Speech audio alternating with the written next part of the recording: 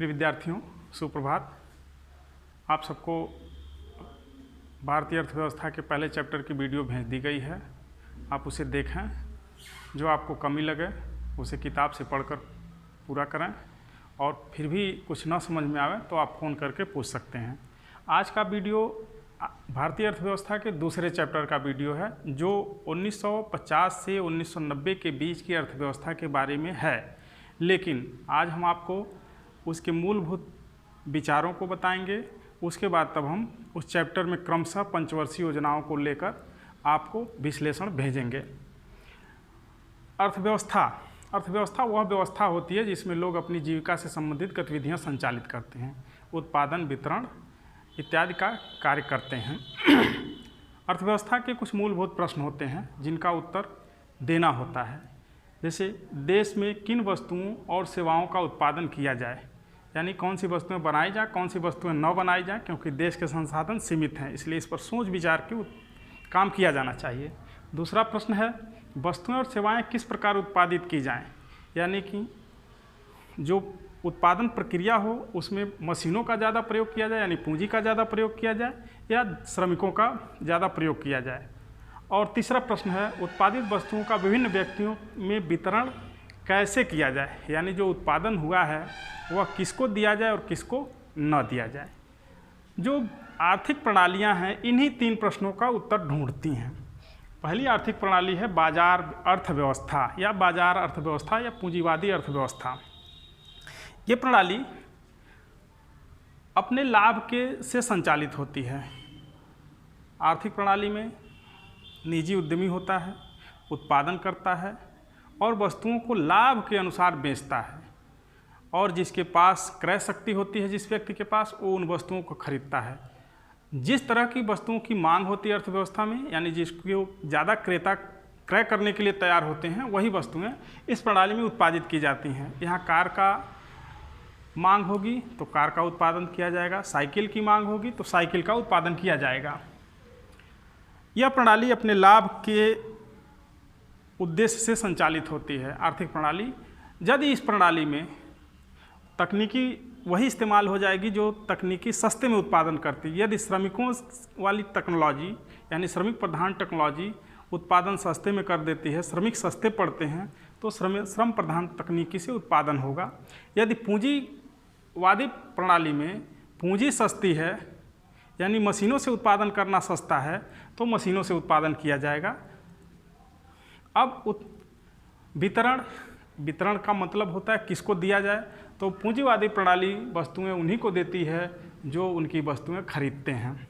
इस तरह इसमें ये होता है कि जिनके पास क्रय शक्ति है वो तो वस्तुएं खरीद लेते हैं, जिनके पास क्रय शक्ति नहीं है वो इन वस्तुओं से और सेवाओं से वंचित रह जाते हैं।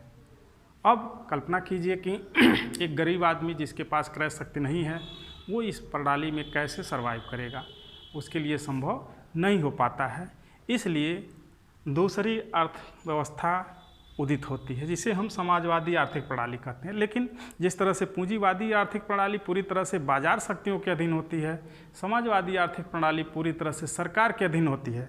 सरकार का सभी उत्पादन के साधनों पर नियंत्रण होता है।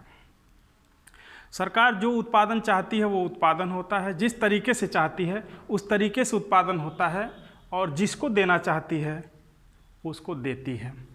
यहाँ व्यक्तिगत स्वतंत्रता नहीं होती है, बाजार जैसी कोई चीज़ नहीं होती। सरकार उत्पादन करती है, सरकार लोगों को देती है, व्यक्तिगत स्वतंत्रता नहीं पाई जाती, और सबके, अमीर गरीब सबके कल्याण का सरकार ख्याल रखती है। इस तरह से समाजवादी प्रणाली एक एक्सट्रीम पर है। अब पहले हम थोड़ा भारत के बारे में चर्चा कर लें।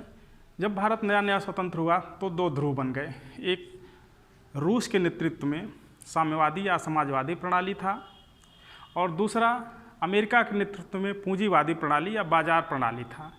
दोनों, भारत नया स्वतंत्र हुआ था, दोनों एक तरह से सैन्य गुट भी थे।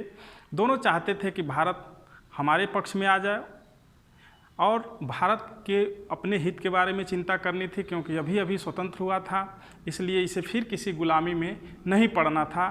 फिर भारत ने इन दोनों के अवगुणों को दूर कर दिया, यानी पूंजीवादी प्रणाली में गरीबों की अनदेखी और समाजवादी प्रणाली में व्यक्तिगत स्वतंत्रता की अनदेखी, इन दोनों को दूर करते हुए मिश्रित आर्थिक प्रणाली अपनाया, इसलिए भारतीय अर्थव्यवस्था मिश्रित अर्थव्यवस्था कहलाती है। और इस व्यवस्था में जो बाज़ार के लायक होता है वो बाज़ार शक्तियाँ उत्पादन और वितरण करती हैं, और जो बाज़ार नहीं कर पाता है उनका उत्पादन और वितरण सरकार अपने हाथ में रखती है। इस तरह से आर्थिक प्रणालियाँ 3 प्रकार की होती हैं, पूंजीवादी अर्थव्यवस्था या पूंजीवादी आर्थिक प्रणाली, दूसरा समाजवादी आर्थिक प्रणाली या समाजवादी अर्थव्यवस्था, और तीसरा मिश्रित आर्थिक प्रणाली जो अपने देश में अपनाई गई है। तो इस तरह से देखा जाए तो 3 प्रकार की आर्थिक प्रणालियाँ संचालित हैं। दुनिया के अधिकांश देश मिश्रित आर्थिक प्रणाली वाले हैं। विशुद्ध रूप से कोई पूंजीवादी नहीं है, विशुद्ध रूप से कोई समाजवादी नहीं है, लेकिन चीन और क्यूबा समाजवाद की तरफ अधिक झुके हुए देश हैं। यहाँ सरकार का नियंत्रण बहुत ज़्यादा है, और अमेरिका, ब्रिटेन, फ्रांस ये पूंजीवाद की तरफ झुके हुए देश हैं, क्योंकि यहाँ बाज़ार का नियंत्रण बहुत ज़्यादा है। इस तरह से कोई भी देश विशुद्ध रूप से न पूंजीवादी है न समाजवादी है, बल्कि मिश्रित अर्थव्यवस्था वाले हैं। सभी देश अपने आप को समाजवादी समाज कहलाना पसंद करते हैं, क्योंकि सब अपने देश के गरीबों के कल्याण पर विशेष ध्यान देते हैं, थोड़ा कम या थोड़ा ज़्यादा। तो इस वीडियो में आपने आर्थिक प्रणालियों के बारे में जाना। अब हम अगली वीडियो से क्रमशः पंचवर्षीय योजनाओं के बारे में पढ़ेंगे। अब यहाँ थोड़ा सा मैं योजना के बारे में आपको परिचय दे दूँ। योजना बनाकर विकास करना, कहाँ से धन आएगा, कहाँ खर्च किया जाएगा, इस विकास प्रक्रिया को योजनाबद्ध विकास प्रक्रिया कहा जाता है। आज के लिए बहुत बहुत धन्यवाद। सब चला है।